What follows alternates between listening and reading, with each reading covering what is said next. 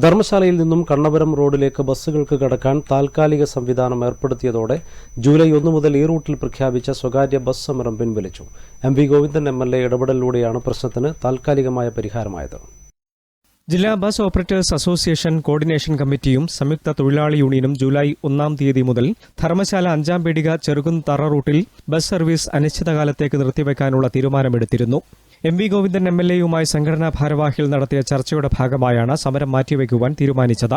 നിലവിൽ കല്യാശ്ശേരി ഹാജിമൊട്ട വരെ പോയി തിരിച്ചുവരുന്നതിനു പകരം ധർമ്മശാലയിൽ നിന്നു തന്നെ നേരിട്ട് 5 പീടിക ചെറുകുന്ന് തറ റൂട്ടിലേക്ക് ബസ് പോകുവാനുള്ള സൗകര്യം ഒരുക്കിത്തരികയും ഭാവിയിൽ പണി പൂർത്തിയാകുന്ന സമയത്ത് ബസ് സർവീസ് നടത്തുവാനുള്ള സൗകര്യം ഒരുക്കിത്തരാമെന്ന് MLA ഉറപ്പു നൽകിയതിന്റെയും അടിസ്ഥാനത്തിലാണ് സമരം മാറ്റിവെക്കാൻ തീരുമാനമായത്.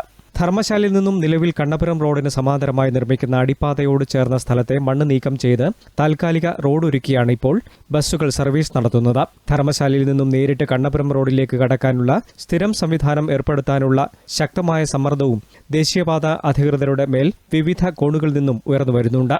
അടിപ്പാതയുടെ വീതിയും ഉയരവും കൂട്ടുകയോ ഒരു സ്പാൻ അടക്കമുള്ള മേൽപ്പാലം ഒരുക്കുകയോ ചെയ്താൽ ഇതുവഴി തന്നെ ബസ്സുകൾക്ക് സർവീസ് നടത്താനാകും.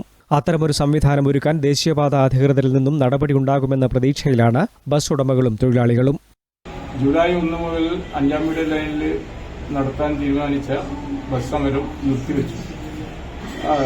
സ്ഥലം MLA ആയി ചർച്ച ചെയ്ത അടിസ്ഥാനത്തിൽ സ്ഥലത്ത് വരികയും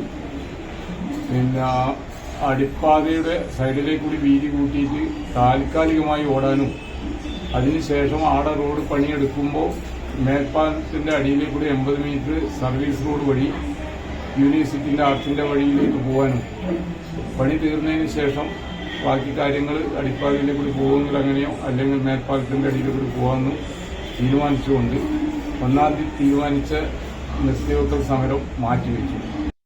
ന്യൂസ് ബ്യൂറോ, തളിപ്പറമ്പ്.